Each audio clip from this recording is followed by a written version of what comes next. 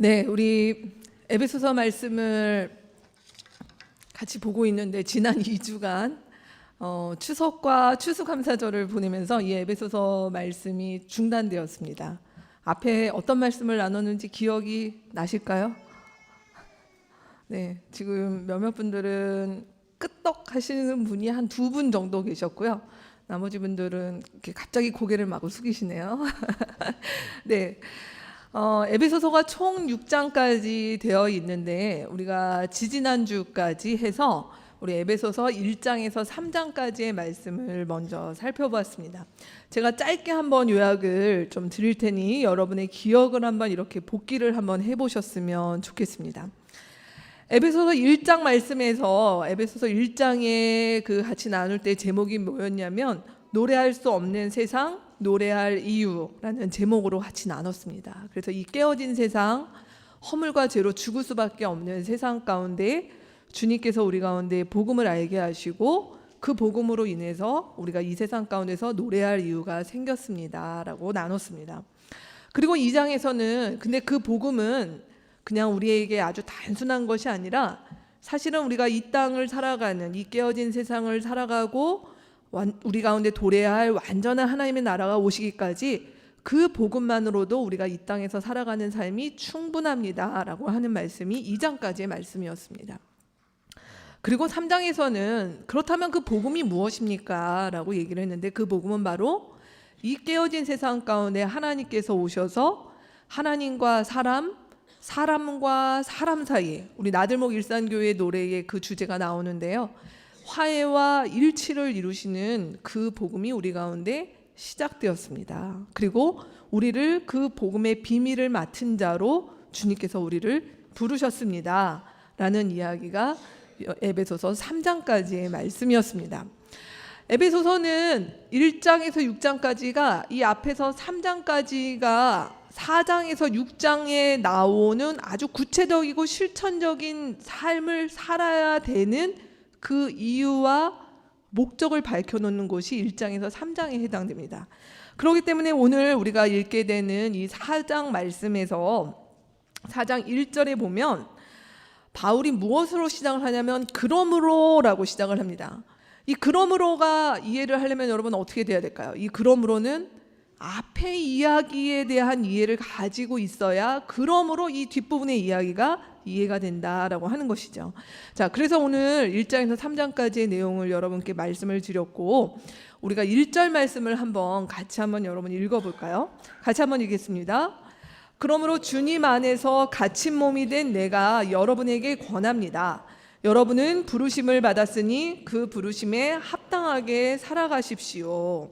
오늘 사도 바울이 에베소 교회 교인들을 향해서 뭐라고 이야기를 말씀하고 있냐면 그러므로 나는 이 복음의 비밀을 알아서 지금 여기까지 이런 삶을 살고 있는데 사랑하는 에베소 교회의 성도들이여 여러분 역시 그 부르심을 받았으니 그 부르심에 합당하게 살아가십시오 라고 먼저 이야기하고 있습니다. 그 부르심은 무엇일까요? 1장에서 3장까지의 그 내용, 복음의 비밀을 맡은 자로 하나님께서 이 땅 가운데 시작된 그 화해와 일치의 일들을 감당할 자로 주님께서 우리 모두를 하나님의 백성된 하나님의 자녀된 우리를 부르셨다. 그게 바로 우리의 부르심이다 라고 이야기하고 있는 것입니다. 자, 그렇다면 이 부르심 예를 한번 들어볼까요? 지금 저희 계속 매주 광고가 10월 24일 저희 창립 예배 드리고 있습니다 라고 하는 광고를 매주 드리고 있습니다. 이 가운데 많은 분들이 이 10월 24일 창립 예배가 참 감사하고 뜻깊은 예배가 되겠구나, 기대가 된다 라고만 해서 이 예배가 준비되는 건 아니잖아요. 10월 24일은 우리에게 오고 있습니다. 정해져 있습니다. 근데 그러면은 그 예배를 준비하는 우리는 구체적으로 뭘 해야 될까요? 특성도 준비하고, 현수막도 맞추고, 그날의 역할 분담을 하고 하는 구체적인 일들이 그날을 준비하는 것이죠. 우리가 주님 앞에 하나님께서 이 땅 가운데 화해와 일치의 사역으로 우리를 부르셨다라고 하는 것은 그냥 막연하고 추상적인 이야기가 아니라 아주 구체적인 것들이 우리 가운데 요구되는 부르심이라는 거예요. 그러면 그 구체적인 부르심을 우리가 어떻게 감당할 수 있을까? 오늘 4장부터 바울 사도는 그 이야기들을 구체적으로 시작합니다.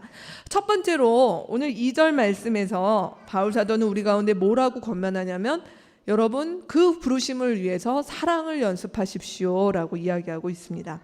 2절 말씀도 한번 같이 읽겠습니다. 겸손함과 온유함으로 깍듯이 대하십시오. 오래 참음으로써 사랑으로 서로 용납하십시오. 공동번역을 제가 실어드렸는데요. 공동번역도 한번 읽어보실까요? 겸손과 온유와 인내를 다하여 사랑으로 서로 너그럽게 대하십시오 라고 이야기하고 있습니다. 오늘 이 2절 말씀에서 가장 핵심적인 단어를 뽑아라 하면은 그 단어는 사랑입니다. 근데 이 사랑은 우리가 복음을 알게 되면 이 사랑에 대한 우리의 정의가 좀 달라지게 돼요.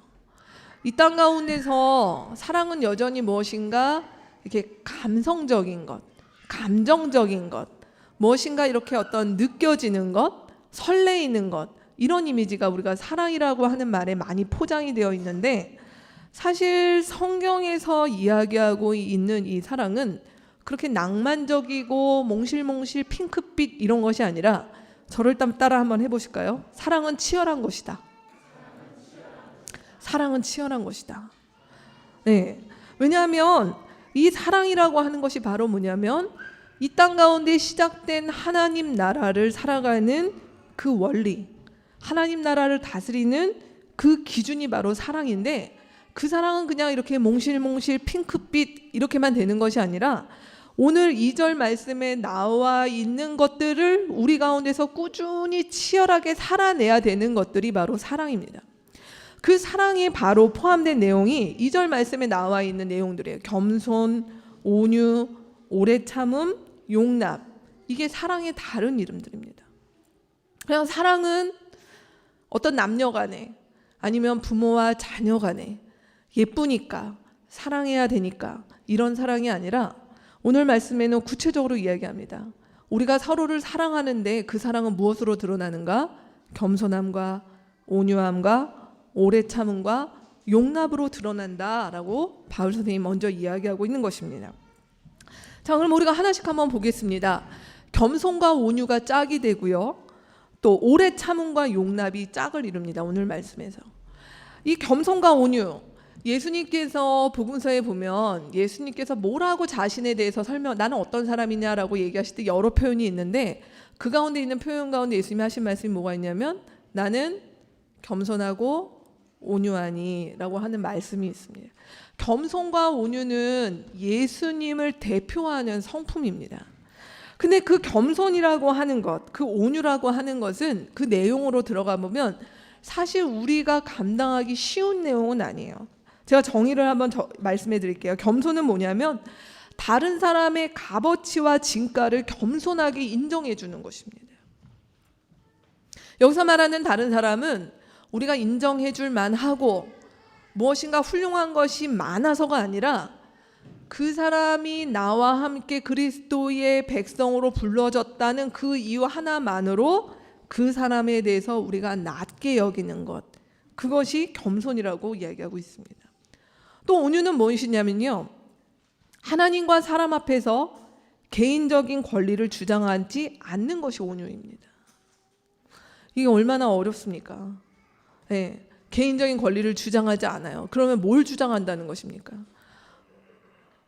하나님의 관심, 또 다른 사람의 필요, 이런 것들을 먼저 생각하는 것이 겸손과 온유다라고 얘기합니다. 성경의 빌립보서 2장에 보면 예수님께서 이 겸손과 온유가 무엇인지에 대해서 뭐라고 얘기하셨냐면 예수님이 이 땅에 오신 것 자체가 겸손과 온유라고 얘기를 하셨어요. 이 땅에 어떻게 오셨습니까? 하나님의 아들이신 예수께서 빌립보서 2장 말씀에 보면 자기를 비워서 종의 모습으로 이 땅 가운데 오셨다라고 얘기하세요. 왜 그러실 수 있었을까? 하나님이신 예수께서 하나님과 사람 앞에서 그 겸손과 온유의 혜택과 수혜를 받아야 될 사람들의 입장과 눈높이를 철저하게 맞추셨기 때문에 이 겸손과 온유가 가능하셨다라고 하는 것이에요. 그렇기 때문에 겸손과 온유다라고 하는 것은 바로 뭐냐면 우리가 이 공동체 안에서 다른 사람을 대할 때, 여기에 있는 다른 사람은 지금 여러분의 바로 옆에 앞뒤에 있는 모든 우리의 지체들을 말합니다. 우리가 이들을 대할 때 그 사람이 나랑 성향이 맞든 뭐 나랑 가치관이 맞든 안 맞든 뭐 나랑 여러 가지 면에서 차이가 있다 하더라도 우리는 주님 안에서 한 형제되고 자매된 우리 서로를 향하여서 어떤 자세로 나아가야 되는가? 그 사람이 나보다 더 나은 존재로, 또 그 사람의 필요와 고민이 무엇인가 먼저 맞춰보는 것으로 그렇게 나아가는 것이 겸손과 온유의 자세다라고 얘기합니다. 이런 겸손과 온유의 마음의 자세가 겉으로 드러나는 것, 그것이 바로 오래 참음과 용납인 것이에요. 그러니까 오래 참으면 그냥 내가 마음으로 나 오래 참고 있어, 지금 3개월째 참고 있어, 이게 아니고 오래 참음과 용납은 드러나게 되어 있어. 우리의 말과 눈빛과 다른 사람을 대하는 일들 속에 이 오래 참음과 용납은 드러나는 것입니다.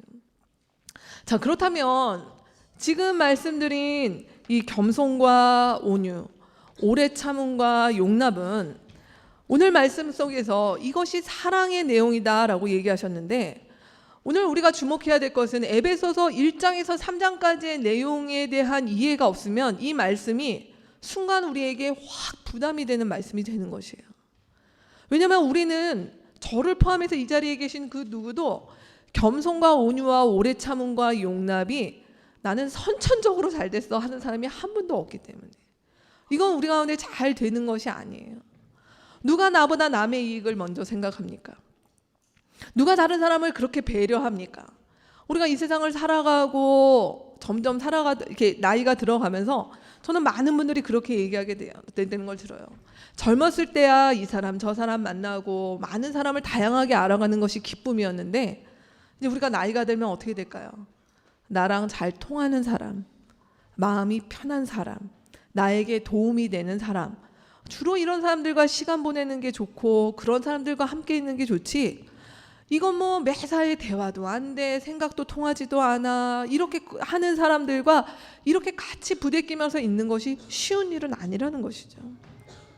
근데 오늘 주님이 우리 가운데 무엇이라고 얘기하냐면, 우리가 이것들을 할 수 있는 것은 하나님께서 이제부터 너희한테 없지만 열심히 수련하고 노력하고 돌을 닦는 마음으로 겸손과 온유와 오래 참음과 용납을 하라라고 말씀하신 게 아니라, 이런 일들이 우리 가운데 한계에 있을 때, 어떤 사람에게는 되는데 어떤 사람에게는 잘 안 될 때마다 자기 탓을 하거나 남 탓을 하거나 절망하지 말고, 그때마다 우리가 나를 용납해 주신 주님, 이런 나를 받아주신 주님, 오늘도 이런 나를 오래 참아주신 주님 앞에 머물러 가는 것이, 그래서 주님 앞에 우리의 마음과 생각을 담아서 다시 우리는 한계와 또 어려움과 나약함들이 있지만 우리를 향해서 오래 참으셨던 그 주님의 마음을 다시 우리의 마음 가운데 회복함으로 또 우리는 다시 다른 사람들과의 관계 속에서 이 겸손과 온유와 오래 참음과 용납을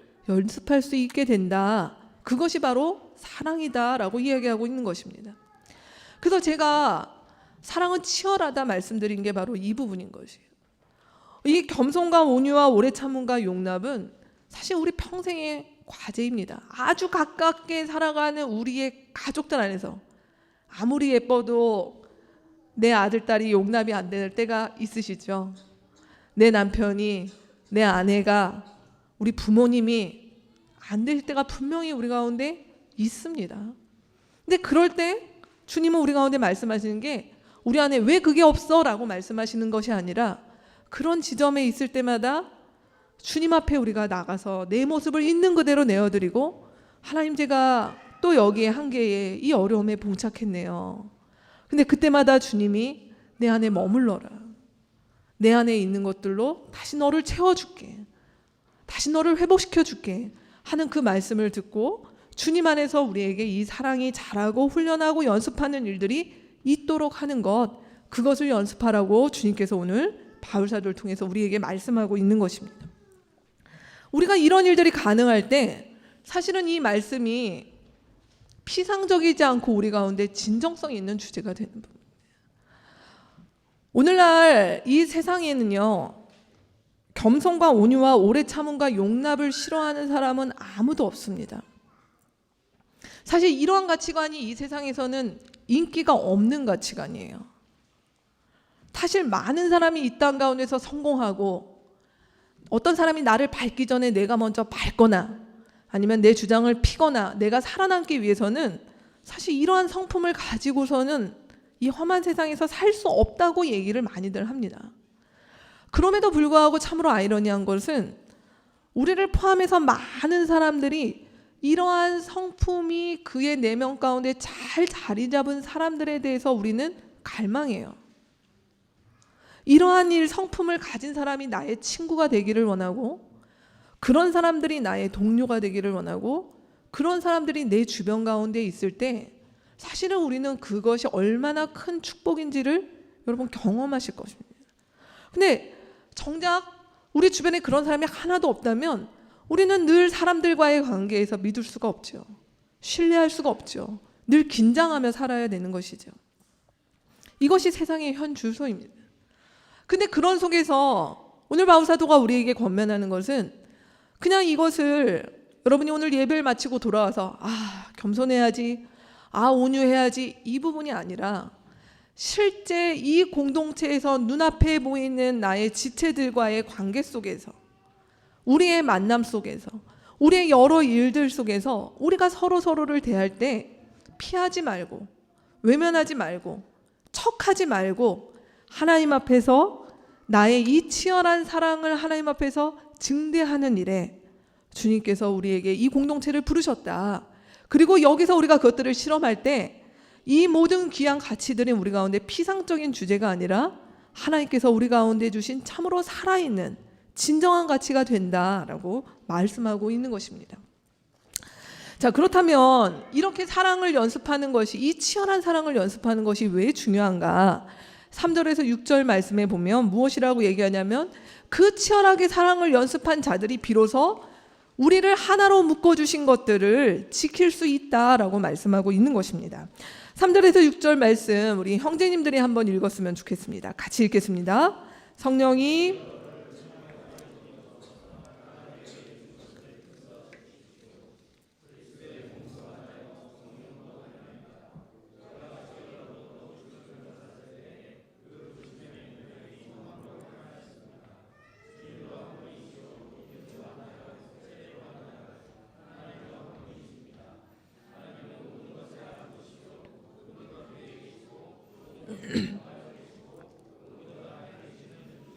아멘.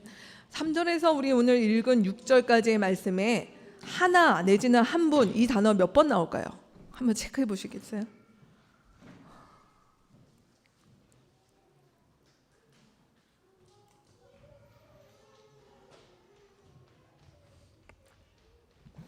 몇 번 나옵니까? 8번. 그렇죠. 8번 나옵니다.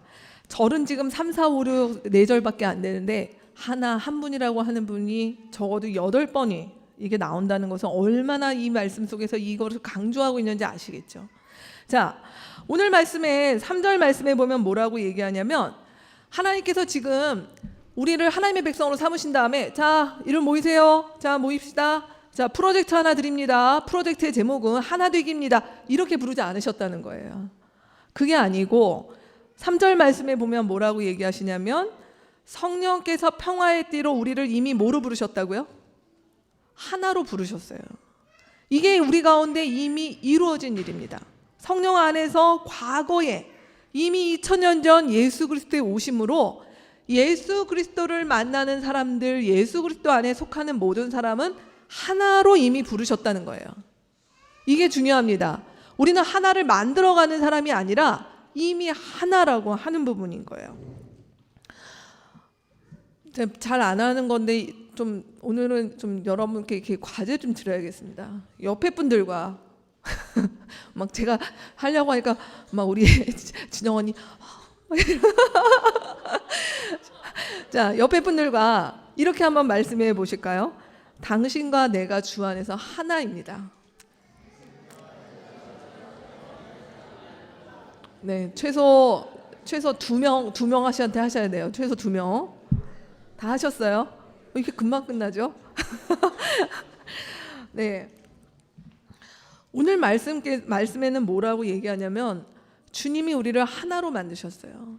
이 하나가 누구랑 먼저 하나 됐습니까? 우리 나들모 일상교회 노래가 가사에 사실 복음이 다 담겨져 있어요. 이 하나는 무슨 하나입니까? 하나님과 우리가 하나가 되었어요. 원래 우리는 하나님과 원수되었던 존재들 아니었습니까? 근데 예수께서 오셔서 하나님과 우리를 하나로 한 가족으로 부르셨어요. 그리고 그뿐만 아니라 사람과 사람을 하나 되게 하셨다는 것이죠. 그래서 우리 이 가운데 있는 지금 여기 뭐 대략 한 50여 분 되실 것 같은데 우리 여기뿐만이 아니라 우리는 잘 알지 못하지만 그리스도 안에 속한 전 세계의 그리스도를 주로 고백하는 모든 사람을 하나로 부르셨고 주님은 궁극적으로 이 세상 가운데 살아가는 모든 사람들이 하나 되기를 원하시는 게 주님의 계획이고 뜻입니다. 자, 그런데 제가 여러분께 여러분 옆에 있는 분과 당신과 내가 주 안에서 하나입니다라고 얘기할 때 좀 겸연쩍으시죠? 사실 말은 했지만 교회에서 이런 거 시키는 거 저희가 싫어하는 이유가 뭘까요? 전혀 이렇게 마음에 어떤 분들은 너무 격하게 공감이 되는 분들도 있지만 내가 옆에 지금 이렇게 얘기했지만 내가 이 사람이 이번 주에 뭘 하고 살았는지 뭐가 고민인지 어떤 일이 있는지 어떤 삶의 스토리를 가졌는지 몰라요. 근데 모르는데 교회 오면 형제님 자매님 사랑합니다 하나랍니다 이런 얘기를 하는 것이 사실은 좀 위선이죠. 네, 위선이죠. 근데 오늘 주님은 우리 가운데 무엇이라고 얘기하시는 것이냐면 그러나 하나님께서는 우리를 하나로 부르셨다면 그 하나로 부르신 그 주님의 그 마음과 계획들을 우리가 알아가기 위해서 우리가 이 땅 가운데서 해야 되는 그 일들은 무엇이냐면 그 하나됨의 비밀이 무엇인지 우리가 서로가 서로에게 다가가서 알아야 된다라고 하는 것입니다. 그래서 신앙생활은 그냥 이렇게 주일날 와서 예배드리고 가시는 게 신앙생활이 아니라 우리가 어떤 교회를 정했다는 것은 그 교회에 속한 사람들과 우리가 각자가 또 여러 사람이 서로의 공유 면적, 서로의 경험치를 늘려가고 확장해가는 일들을 통해서 이 하나됨을 경험할 수가 있습니다. 근데 오늘날 뭐 조금 큰 교회를 많은 분들이 다니면서 경험하는 것은 극장과 같은 내지는 지하철과 같은 그런 어떤 영성을 경험하면서 하는 것이죠. 그 극장이나 지하철 뭘 하고 있습니까? 극장에서는 각자 다 좋은 목적으로 왔어요. 영화를 봐야 된다는 목적은 같지만 그 영화를 보고 나면 목적이 달성된 것이지 옆에 사람과 극장에서 이렇게 교제하시나요? 아, 영화 보러 오셨습니까? 네, 저는 어디 사는 누구입니까? 이렇게 하시는 분들은 없잖아요. 지하철에서 어떻게 합니까? 옆에 사람과 앉아있지만 다 각자 자기의 목적하는 일들만 이루면 가면 되는 것이죠. 근데 오늘날 교회의 신앙생활이 이것이 가능해도 신앙생활이야. 교회 다니는 것은 뭐야? 뭐 교회 다니는 사람들 내가 뭐 사람 아는 것도 많이 지금 귀찮고 그냥 가서 조용히 예배드리고 오면 돼. 이거 신앙이 아니라고 지금 말씀하고 있는 것이에요. 왜냐하면 하나님 우리를 하나로 불러주셨는데 그 하나라고 하는 것이 나에게 전혀 울림이 없는데 이걸 어떻게 받아들이실 거예요? 그러면 그걸 위해서 어떻게 해야 되는가? 오늘 말씀에서 보면 3절 말씀에 그 하나 되게 하신 것을 힘써 지키라고 말씀하시는 것이죠. 과거에 이미 주님께서 우리를 하나로 불러주셨다면 현재 우리는 오늘 무엇을 해야 되는가? 그것들을 힘써 지켜라. 힘써 지킨다고 하는 이 말은 정말 이 바울 사도가 말한 이 말씀은 무슨 얘기냐면 너가 할 수 있는 모든 에너지와 너가 드릴 수 있는 삶의 모든 것들을 들여서 이 힘써 지키라고 하신 그 말씀이에요. 총력을 기울여 전심전력해라. 너의 마음, 생각, 뜻, 이 모든 것들을 드려라 라고 말씀하고 있는 것이 이 힘써라고 하는 말에 들어가 있는 것입니다. 그러니까 교회 안에 다른 아무리 좋은 프로젝트, 아무리 좋은 사업, 그 교회에 아무리 좋은 무엇이 있다 하더라도 하나됨을 넘어가는 것은 없습니다. 하나됨을 넘어가야 되는 것은 없습니다. 우리 교회가 분열되었어요. 너무 좋은 목적으로요. 말이 안 된다는 얘기예요.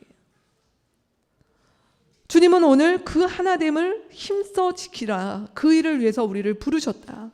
그렇다면 오늘 우리 가운데 주어진 것들을 우리 각자 고민해야 되는 것이죠. 나는 나들목 일상교회에서 이 하나됨을 구체적으로 어떻게 지키고 있는가? 우리 공동체의 하나됨은 그냥 다른 사람들이 알아서 하나가 되면 그냥 내가 이렇게 가서 몸을 실어야 되는 것이 아니라 나도 여기에 시간, 나도 여기에 나의 몸, 나도 여기에 나의 생각과 이런 모든 것들을 넣어야 되는 것인데 그것들을 나는 어떻게 해야 될까? 그것들을 고민해보라 라고 말씀하신 것입니다. 자, 그렇다면 이 하나됨이 왜 중요할까요? 오늘 말씀해 보면 언젠가 하나님의 나라가 도래하는 그 미래에 우리는 무엇을 누릴 것이냐면 오늘 말씀해 보면 4절 말씀에 부르심의 목표인 소망도 하나였다. 즉 우리가 하나님의 나라가 도래하면 우리는 무엇을 경험한다고요? 그 하나됨이 온전히 이루어지는 것을 그날에 경험할 거예요. 하나님과 우리가 하나 되는 것, 우리 가운데 완전히 하나 되는 것. 그래서 이 땅 가운데 더 이상 존재하는 차별과 구분과 장벽과 갈등이 완전히 해소되는 그 날을 우리는 하나님의 나라가 도래할 때 경험할 것이다 라고 이야기하고 있습니다. 요즘 정말 올해 들어서 새롭게 뜬 단어가 여러 가지가 있는데 헬조선 각자도생 이런 말이 요즘 한국 사회에 곳곳에서 이렇게 나오고 있습니다. 헬조선, 한국에서 사는 것이 지옥 같다라고 하는 이 말입니다. 아주 어린 아이들부터 뭐 유치원, 초등학교 뭐 이때부터 시작해서 뭐 20대의 3포 세대, 5포 세대, 또 우리 중장년들의 고민, 그리고 노인 세대의 빈곤의 문제, 한국 사회의 이런 문제들, 뭐 비정규직과 비정규직의 문제, 심지어 뭐 지난주에는 서울의 어떤 구가 우리는 서울에서 독립을 하겠다, 뭐 이런 이야기들까지. 이 세상은 하나됨을 원하지 않아요. 지속적으로 갈라지고 지속적으로 이 하나됨을 파괴하는 일들이 곳곳에서 일어나고 있습니다. 그런 속에서 각 사람에게, 특별히 요즘 대한민국에서 살아가는 많은 사람들이 느끼는 것은 뭐냐면 결국 내 인생 누가 책임져야 되냐? 아무도 그 인생을, 내 인생을 책임져 줄 사람이 없다. 결국 내가 잘해야 된다 라고 하는 결론에 도달하는 것이죠. 여러분도 많이 보시는 삼시세끼의 어촌편이 이제 시작되었다고 합니다.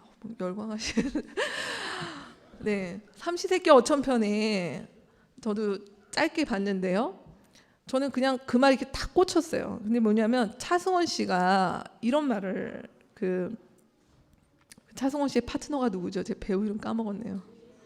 유해진 씨에게 뭐라고 얘기하면 우리 잘 늙어가야 된다 라고 얘기를 하는 대목이 있었어요. 잘 늙어가야 되는데 차승원 씨가 뭐라고 얘기를 하냐면 잘 늙어가려면 재산도 어느 정도 있어야 되고 관계도 어느 정도 좋아야 되고 그리고 건강도 해야 되는데 이 어느 것 중에 하나라도 빠지면 안 되는 것 같아.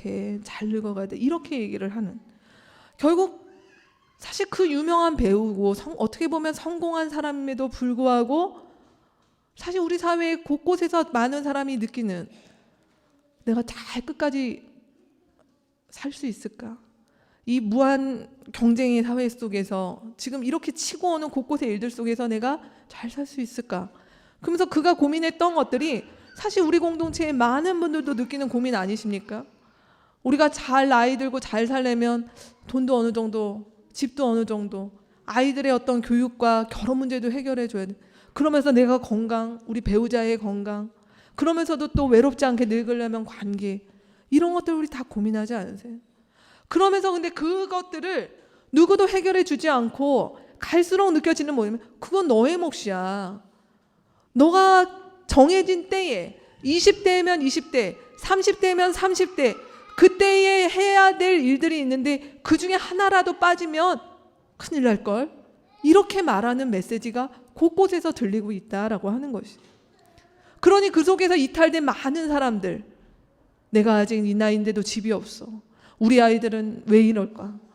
건강이, 양가 부모님이 뭐 이런저런 일들 속에서 우리는 무섭습니다. 그리고 사람들이 말하는 지옥이 딴 곳이 아니라 바로 대한민국에서 사는 삶이 헬조선이다 라고 말하는 지금의 우리 사회의 현실이 되었다라고 하는 것이죠. 여러분, 우리 공동체가 하나 되는 것이 왜 중요한 줄 아세요? 우리는 하나님께서 세상과 다르라고 우리를 부르신 게 아니에요. 예수를 닮아가는 삶, 하나님께서 이미 이루어진 일을 누리는 공동체와 그 개인이 이미 그 자체가 세상과 다르다는 것입니다. 다르기 위해서 다른 것이 아니라 주님을 닮아가고 주님 안에 머무르는 것 자체가 다른 삶을 가능케 한다는 것입니다. 세상이 각자 도생을 하고 있습니다. 이 땅에 많은 사람들이 그 속에서 한계와 어려움을 경험하고 있습니다. 근데 주님께서 우리를 공동체로 이미 너희가 하나 되었다라고 얘기하시는데, 그 하나됨은 그냥 이렇게 공동체 막연한 이야기가 아니라 구체적으로 너희의 하나됨을 유지하라는 것입니다. 그래서 우리가 같이 예를 들어서 모여 사는 것, 같이 우리의 노후를 꿈꿔보는 것, 같이 우리의 아이들의 교육을 공감해 보는 것, 같이 우리의 어떤 삶을 동반 책임져 주는 것, 이런 일들이 밖에 어떤 대안적인 공동체와 일들 속에서 일어나는 것이 아니라 우리를 이미 하나로 부르신 주님 안에서 우리가 해야 될 일이라고 오늘 말씀하고 있는 것입니다. 그것이 이 세상 가운데 희망을 주는 길입니다. 교회가 돈이 많아서 구제 사업을 많이 하는 것이 세상의 힘이 아니라 이 깨어진 세상, 모두가 한 사람이 각자 살아야 되는 세상 가운데 도대체 저들은 무엇이길래 저렇게 아름답게 연합을 하는가? 저들은 도대체 무엇이길래 저들이 같이 더불어 저렇게 살아갈 수 있는가?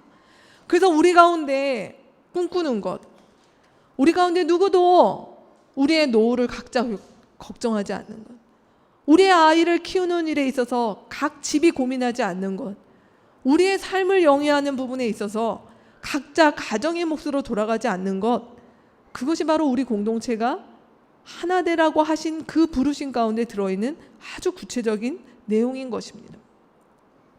자, 이런 하나됨의 부르심, 그렇다면 이 하나됨의 부르심은 어떻게 또 가는가? 세 번째로 오늘 말씀하시는 것이 다양성으로 공동체를 세우라라고 주님 말씀하고 계십니다.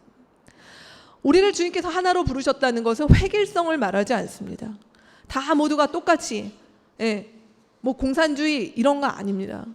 오늘 7절에서 12절 말씀이 우리 가운데 이 다양성이 또 얼마나 귀한지에 대해서 말씀하고 있습니다. 이번에는 우리 자매들이 한번 7절에서 12절 말씀 같이 읽도록 하겠습니다. 그러나 하나님께서는 우리 각 사람에게 그리스도께서 나누어 주시는 선물의 분량을 따라서 은혜를 주셨습니다. 그러므로 성경에 이르시기를 그분은 높은 곳으로 올라가셔서 포로를 사로잡으시고 사람들에게 선물을 나누어 주셨다 합니다.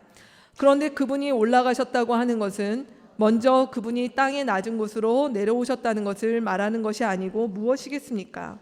내려오셨던 그분은 만물을 충만하게 하시려고 하늘의 가장 높은 데로 올라가신 바로 그분이십니다.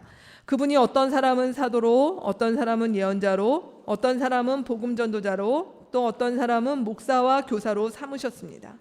그것은 성도들을 준비시켜서 봉사의 일을 하게 하고 그리스도의 몸을 세우게 하려는 것입니다. 오늘 7절 말씀에 보면 이렇게 얘기하십니다.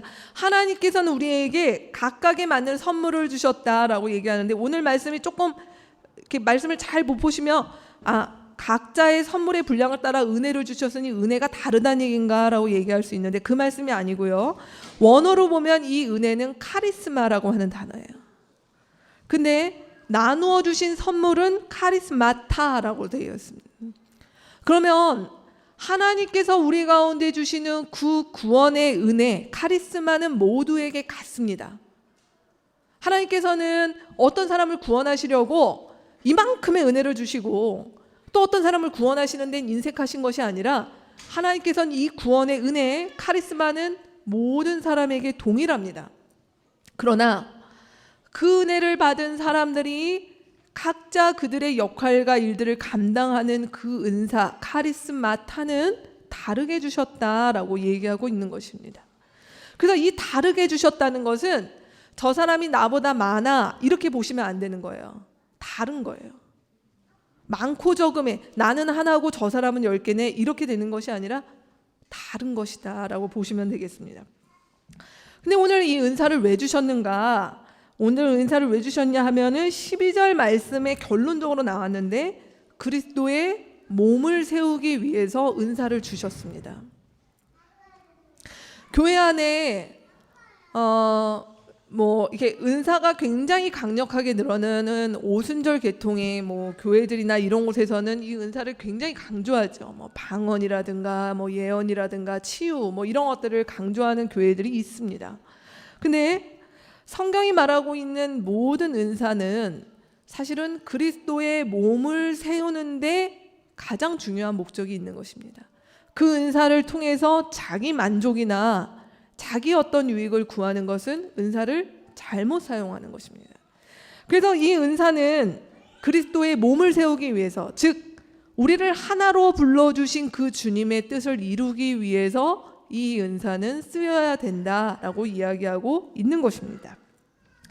성경이 곳곳에 은사에 대한 이야기가 고린도전서나 이렇게 나오는 곳이 있는데 오늘 에베소서 4장 말씀에서는 근데 그 은사 가운데 특별히 하나의 은사에 좀 집중하고 있는데 그 은사는 바로 다름 아닌 가르침의 은사입니다.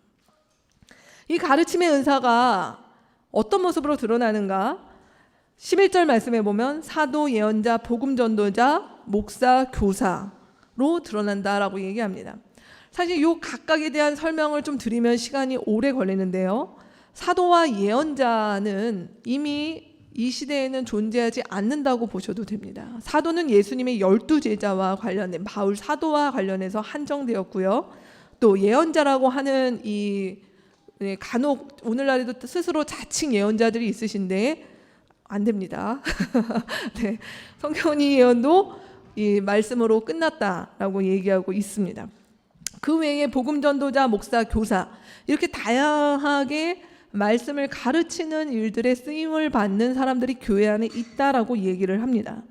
근데 이 말씀을 가르치는 은사가 오늘 말씀 가운데 왜 나왔느냐라고 하면 이 말씀을 가르치는 사람들은 그냥 내가 말을 잘하니까 아니면 내가 성경 공부를 좋아하니까 이것이 가르침의 은사가 아니라 가르침의 은사는 반드시 무엇을 해야 되냐면 12절 말씀을 해야 된다는 것이에요. 12절 말씀에 보면 가르침의 은사가 있는 사람들은 뭘 했냐? 첫 번째로 성도들을 어떻게 한다고요? 준비시켜야 됩니다. 성도들을 준비시키다. 이게 영어에 보면 equipping으로 되어 있어요. 이 말은 무슨 얘기입니까? 이런 표현을 들까요? 네, 월드컵 대회가 있습니다. 제가 히딩크 감독이라고 한번 생각해 보세요. 저희 국가대표 선수들을 뽑았는데 국제대회에 출전하기는 부족합니다. 그러면 대회가 열리기 전까지 저는 뭘 해야 될까요? 감독으로? 이 사람들을 열심히 훈련시켜서 대회에 그 경기에 출전할 수 있는 자격이나 능력을 갖춘 사람들로 만들어내야겠죠. 그게 구비시키는 것이에요. 그럼 말씀을 가르치는 사람들은 그냥 내가 말씀을 이만큼 알아요. 여러분 모르셨죠? 이 얘기를 하는 것이 아니라 사람들을 데리고 말씀 가운데 씨름하며 그들을 성장시키는 일들이 그들의 일입니다. 그래서 그들이 성장했을 때 그들은 뭘 하느냐? 봉사의 일을 합니다. 이 봉사라고 하는 말은 사역이에요. 사역. 소위 말해서 봉사의 일을 한다는 것은 사역자로 세운다는 얘기입니다. 즉 교회의 모든 성도들은 잠재적인 사역자인 것입니다. 사역자는 저 같은 사람, 저희가 편의상 저 같은 목사에 해당되는 사람을 사역자 이렇게 부르는데 제가 사역자가 아니라 성경이 말하는 사역자는 우리 모두가 주 안에 사역자가 되고 잠재적으로 사역자들이다라고 얘기하는 것입니다. 그래서 성도들이 구비되어서 준비되어서 그들이 교회를 세워가는 아주 구체적인 사역들을 하는 그 일들을 통해서 그리스도의 몸이 세워지고 하나됨이 유지가 된다라고 얘기하는 것입니다. 그래서 오늘 말씀에 보면 지금 말씀드렸던 사도, 예언자, 목사 이런 사람들의 역할은 그들이 어떤 그 자리를 가지고 권위를 부리고 해야 되는 사람들이 아니라 사실은 성도들과 함께 코도 닦아주고 같이 눈물도 흘리고 같이 밥도 먹고 진흙에도 같이 뒹굴면서 그들을 키워내는 사람이 사역자요 교회의 지도자다라고 이야기하고 있는 것입니다. 오늘 이 대목이 굉장히 중요한 것은 우리 안에 이렇게 다양함이 있는데 이 다양함이 어떻게 우리 안에서 조화롭게 사는가, 결국은 그 안에서 지도자라고 말하는, 특별히 우리 나들목교회에서는 영적 부모에 해당되는 사람들은 뭐 하는 사람들이냐면 하나님의 말씀을 붙잡고 그 말씀으로 한 사람의 영혼을 성장시키기 위해서 그의 눈높이에 맞춰서 같이 뒹굴고 씨름하고 웃으며 눈물 흘리며 가는 그 사람이 지도자입니다 라고 바울 사도가 이야기하고 있는 것입니다. 저는 이 대목을 보면서 오늘 한국교회의 좀 슬픈 현장이, 슬픈 일들이 우리가 여기서 못했구나라고 하는 것들을 보게 돼요. 오늘날 소위 교회의 많은 지도자라고 이야기하는 사람들, 교회의 중직자요 재직이라고 말하는 분들, 장로님, 권사님, 안수집사, 목사님, 임에 해당되시는 많은 분들 가운데 안타깝게도 말씀으로 사람들을 키워보지 못한 사람들, 말씀으로 사람의 영혼을 때리고 씨름해보지 못한 사람들이 너무나 많은 교회의 중직자가 되어 있어요. 그들은 교회의 장로님이고 심지어 목사임에도 불구하고 많은 사람의 대접을 받거나 자기의 권력과 이것들을 위해서는 일들을 하지만 한 영혼을 붙잡고 씨름하는 일들에는 너무 약한 사람들이 한국교회 중직자들인 경우가 너무 많이 있어요. 그래서 교회의 분열이나 이런 부분들에 대해서도 아무 생각이 없이 교회가 깨어지고 오늘날 한국교회의 교단은 200개가 넘어가고 있습니다. 그 많은 200개가 깨어진 것들이 어떤 정당한 이유가 아니라 바로 이러한 지도자들이 교회에 세워지지 않은 그 결과로 보여지게 되는 것입니다. 성경 우리 가운데 오늘 말씀하시고 있는 교회가 그 하나됨을 유지하고 그 다양함들이 조화롭기 위해서는 그 교회에 좋은 지도자들이 있어야 되는데 그 지도자들은 누구냐? 사람의 영혼을 귀하게 여길 줄 알고 그들을 구비시켜서 하나님의 사역자로 세우는 일들을 하는 자들이 지도자이다라고 얘기하고 있는 것이죠. 이것이 왜 중요합니까? 왜냐하면 오늘날 우리가 살아가고 있는 이 땅에 사실 좀 많이 슬픈 일이기도 한데 한국 사회 곳곳에 사실 이렇게 사람 귀한 줄 모르는 지도자들이 너무 많이 있기 때문이에요. 언론이나 방송, 각 기업체의 리더들, 심지어 대학의 교수들까지도 자기 사람 귀한 줄 모르는 사람들이 너무 지도자가 많이 되어 있죠. 그들은 자기의 밑에 있는 사람들을 위해서 소위 말하는 갑질을 하는 사람들인 경우가 너무나 많다는 것입니다. 그 사람의 한 사람의 개인의 영혼이나 그 사람의 인격이나 그 사람의 가정을 생각하기보다는 내 밑에 있는 모든 사람들을 자기의 손발 부리듯이 마구 대하는 사람들이 너무 많이 있다는 것이죠. 그것이 이 사회에서 보여주는 소위 지도자들의 모습인 경우가 너무나 많이 있습니다. 그래서 어떤 사람들은 그렇게 얘기하죠. 우리 사회에서 탑리더에 올라가는 사람들이 제정신 갖고 올라가기가 쉽지 않아 보인다 라고 이야기를 합니다. 다 무엇인가 다른 사람들을 힘들게 하고 어렵게 하는데도 전혀 요동함이 없는 사람들이, 그렇게 독해먹은 사람들이 지도자가 되는 것이 아닌가라는 자주 섞인 이야기들을 하는 경우들을 많이 듣게 됩니다. 근데 성경은 오늘 우리 가운데 무엇이라고 해요? 교회 공동체는 그러지 아니하다는 거예요. 주님이 우리를 하나로 불러주셨는데 우리 가운데 있는 지도자들은 무엇하는 사람인가? 다른 사람들의 발에 때를 닦아주고 다른 사람들이 우리가 아이를 키우는 것처럼 그 아이의 어떻게 보면 노예와 같이, 종과 같이, 우리 아이를 키울 때 그렇게 키우잖아요. 우리 어머니들. 그렇게 해서 한 영혼이 세워지는 그 일들을 바라보는 심정으로 사람을 붙잡고 씨름하는 사람, 그들을 통해서 교회의 하나됨이 유지되고 그들을 통해서 교회 공동체가 세워진다라고 이야기하고 있는 것입니다. 이런 교회를 보았을 때 저는 계속 말씀드리는 부분이, 바울 사도가 왜 우리 가운데 이런 얘기를 할까요? 이 땅에 많은 사람들이 이런 교회의 모습들을 볼 때 그 자체가 충격이 되는 것이에요. 우리가 다른 무엇을 해서가 아니라 저 조직은 뭐길래, 저들은 무엇이길래 들어가면 저렇게 하찮은 사람도, 저렇게 별 볼 일 없는 사람도 왜 복음 안에서 저 사람이 건강해질까? 왜 복음 안에서 저 사람이 저렇게 멋지게 자랄까?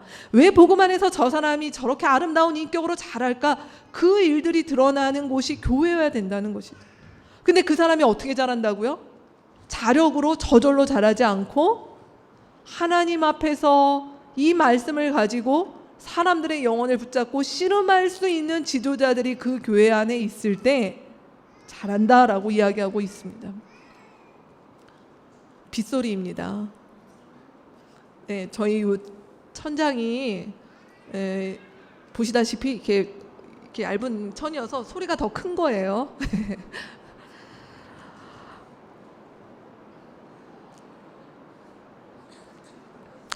네, 좋은데요. 아이들은 뭘 하고 있을까요? 네, 잘 있겠죠. 네, 다시 말씀으로 들어오겠습니다. 이것이 교회가 가지고 있는 비밀인 것입니다. 주님 우리를 교회로 부르셨을 때 우리 안의 방식과 돌아가는 것들은 지극히 세상적인데 그냥 구제헌금 많이 해서 어디 기부하고 이렇게 되는 것이 아니라 차원이 다른 사람들로 주께서 우리를 부르셨다는 것입니다. 이 세상에서는 참 보기 드문 사람들로 우리를 부르셨다는 것입니다. 그 일을 통해서 세상에 감동을 주기를, 그 일을 통해서 이 세상 가운데서 괴롭고 힘들게 살아가는 사람들 때문에 여기에 희망이 있구나 라고 하는 것들을 알 수 있도록 주님 우리를 부르셨다라고 이야기하고 있습니다. 자, 그렇다면 이제 말씀을 맺겠습니다. 어떻게 해야 될까? 오늘 13절에서 16절 말씀, 우리 에베소서 4장은 더 긴데요. 오늘 16절까지 말씀만 볼 텐데, 오늘 13절에서 16절의 말씀에 보면, 자, 지금까지 내가 이렇게 말을 했으니 바울 사도가 우리 가운데 얘기합니다. 함께 하자. 이 길을 함께 가자라고 우리 가운데 도전하고 있는 것입니다. 같이 13절에서 16절 말씀 읽어볼까요? 그리하여 우리 모두가 하나님의 아들을 믿는 일과 아는 일에 하나가 되고 온전한 사람이 되어서 그리스도의 충만하심의 경지에까지 다다르게 됩니다. 우리는 이 이상 더 어린아이로 있어서는 안 됩니다. 우리는 인간의 속임수나 강교한 술수에 빠져서 온갖 교훈의 풍조에 흔들리거나 이리저리 밀려다니지 말아야 합니다. 우리는 사랑으로 진리를 말하고 살면서 모든 면에서 자라나서 머리가 되시는 그리스도에게까지 다다라야 합니다. 온몸은 머리이신 그리스도께 속해 있으며 몸에 감추어져 있는 각 마디를 통하여 연결되고 결합됩니다. 각 지체가 그 맡은 분량대로 활동함을 따라 몸이 자라나며 사랑 안에서 몸이 건설됩니다. 자, 오늘 말씀에 보면 13절 말씀에서 오늘 바울 사도가 이제 결론적으로 얘기합니다. 자, 그렇다면 이것을 알았다면 우리의 삶의 목표는 무엇입니까? 여기에 우리에는 그리스도를 주로 고백하는 사람이라면 우리 모두의 삶에 공통된 목표가 있다는 것이에요. 그러니까 정말 예수를 믿기 시작한 사람들, 예수 안에 있는 분들은 이 삶의 목표가 점점 더 선명해지는 것입니다. 그 삶의 목표는 무엇입니까? 우리 모두가 그리스도의 충만하심의 경지에 이르는 것이 우리 삶의 목표예요. 이게 목표입니다.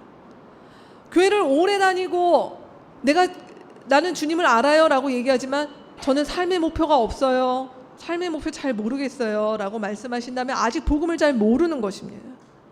우리가 복음을 선명하게 알수록 우리 모두가 그리스도의 충만하심의 경지에 도달해야 되는 것이 더 선명하게 우리 삶 가운데 각인될 수밖에 없습니다. 그래서 우리 삶의 목표는 나뿐만 아니라 내 옆에, 우리 주변에 함께 이 길을 가는 사람들이 어디에 가도록 그리스도의 충만하심, 그리스도의 충만하심은 뭘까요? 제가 우리 앞에 계시는 우리 문정수 집사님을 이렇게 쿡 찌르면 우리 문 집사님에게서 예수 이게 나오는 그것이 충만인 것입니다. 즉 충만은 뭘까요? 우리 안에 가득한 것이 나오는 것이 충만이에요.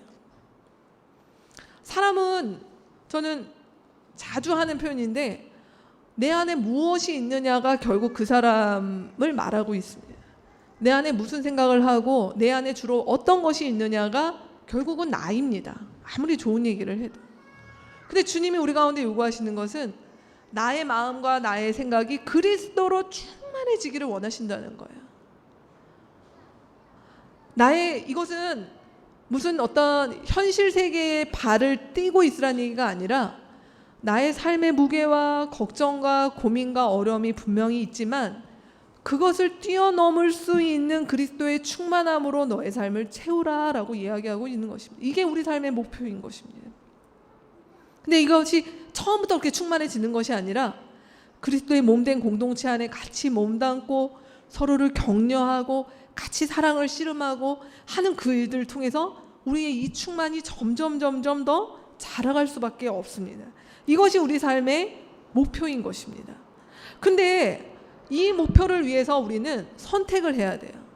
그것은 뭐냐? 오늘 말씀에 보면 말씀에 뭐라고 나와 있습니까? 14절 말씀에 보면 어린아이로 있을 것이냐 아니면 온전한 사람이 될 것이냐 선택하라는 것입니다. 우리가 신앙생활을 해도 우리가 교회를 다녀도 우리 집안이 4대째 예수를 믿고 뭐 내가 교회를 20, 30년을 다녀도 어린아이로 남을 수 있습니다. 그분이 교회의 목사고 장로고 권사님이고 안수집사여도 그의 신앙의 수준은 어린아이로 남을 수 있다는 얘기입니다. 왜요? 어린아이의 특징은 무엇이냐면 14절 말씀에 나와 있습니다. 그는 어떻게 살아가는가? 인간의 속임수, 강교한 술수, 온갖 교훈의 풍조에 떠밀려서 부초처럼 이리저리 떠밀려 다닌다는 거예요. 즉 이 말은 무슨 얘기냐면 그 사람이 살아가는 이제 내일부터 우리의 삶의 일상이 시작되죠. 내일 아침에 눈 떠서 우리가 각자 직장이나 뭐 아이들 출근 뭐 아이들도 학교 보내고 등원시키고 뭐 그다음에 또 출근하고 사람 만나고 저녁 되면 회식 자리 있고 돌아가는 우리의 삶의 일상이 있는데 그리고 집에 와서는 뭐 이렇게 얘기하고 올해 이사를 가야 되네 내년에 집장만을 할까 뭐 부모님은 이런데 우리 삶에 많은 이야기들을 하는데 그 많은 이야기들을 하고 결정을 하고 선택을 하는 그 사람의 기준은 뭐냐? 지극히 세상적인 방식이라는 거죠. 그래서 오늘 요즘에 어디에 투자하는 게 좋대. 요즘에 뭐 하는 것이 좋대. 어떤 건 어떤 입장이 돼. 하는 그 말들이 그 사람의 삶의 기준이 되는 사람, 그 사람은 영적 아이다. 어린 아이다. 오늘 성경은 그렇게 이야기하고 있습니다. 그렇기 때문에 여러분 이 우리가 어린아이의 상태에 피하려면 우리가 어떤 부대끼는 거나 여러분이 어떤 선택을 할 때 제가 한 가지 팁을 드려볼까요? 나는 이렇게 생각해 하고 하시는 부분들이 있죠.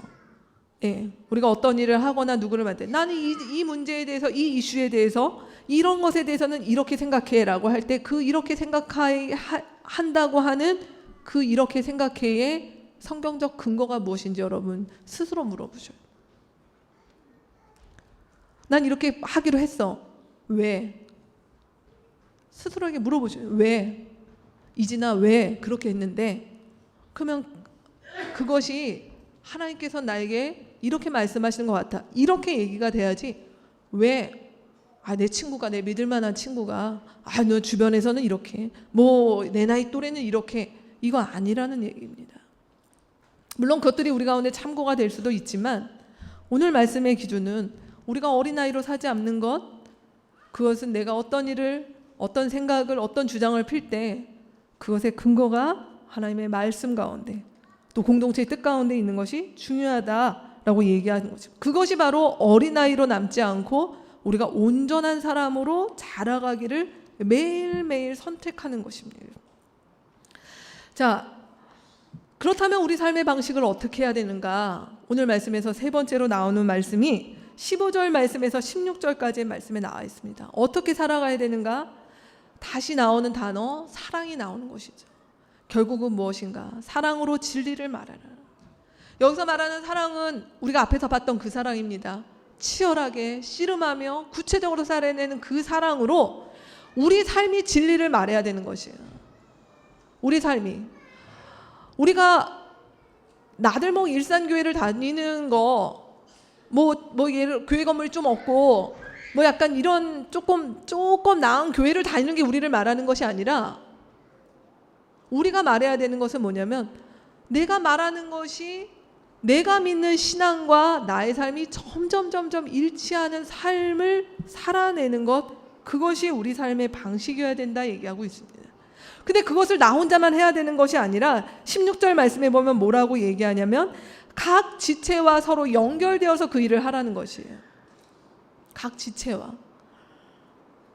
그러니까 이건 아주 구체적인 것이에요. 가정교회에도 들어가야 되는 것이에요. 때로는 우리가 가까운 데 살기 위해서 이사도 와야 되는 것이에요. 아주 구체적인 얘기예요. 우리가 바쁘지만 공동체의 사람들과 함께하기 위해서 나의 시간을 드리는 것이에요. 이것이 같이 연결되는 것이라고 하는 것입니다. 그러는 가운데 그 속에서 우리는 비로소 무엇을 하는가? 그리스도의 분량에 이르도록 서로 성장할 수 있다라고 얘기하는 것입니다. 말씀을 마무리하죠. 오늘 주님이 바울 사도를 통해서 우리 가운데 너무 선명하게 말씀하셨습니다. 우리 삶의 목표가 무엇이냐? 더 이상 헤매지 마라. 그리스도의 충만하심의 경지에 이르고 그 하나됨을 지켜서 그 하나됨을 누리는 일에 우리가 준비하는 것이다. 그 일들을 할 때 비로소 우리는 이 땅 가운데 다른 무엇이 하지 않더라도 우리의 가까이에 있는 사람들에게조차 뭘까? 질문하게 되고 우리의 삶의 모습을 통해서 감동받게 되고 고민하게 되는 우리의 이웃들을 만들어내라 라고 도전하고 있는 것입니다.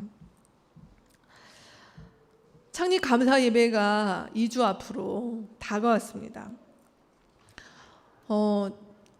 전 이렇게 예배를 준비하면서 참 감사합니다. 우리가 1월 말부터 예배를 드렸는데 또 새롭게 함께하는 분들이 이 자리에 또 많이 계시게 된 것을 참 하나님 앞에 감사하고 감격하게 됩니다. 근데 더 감격하고 싶고 지금보다 더 격렬하게 감동하는 그 일들을 주님께서 걸어가라고 우리를 부르셨음을 기억하셨으면 좋겠습니다. 그래서 우리의 교회가 말씀과 우리 삶의 자리가 이렇게 간극이 먼 교회가 아니라 그 말씀이 진리가 되어 우리의 삶이 되는 그런 교회. 그래서 하나 되어 더불어 함께 이 길을 걸어가며 그 하나됨을 지켜가는 교회로 저와 여러분이 이 길을 걸어갔으면 좋겠습니다.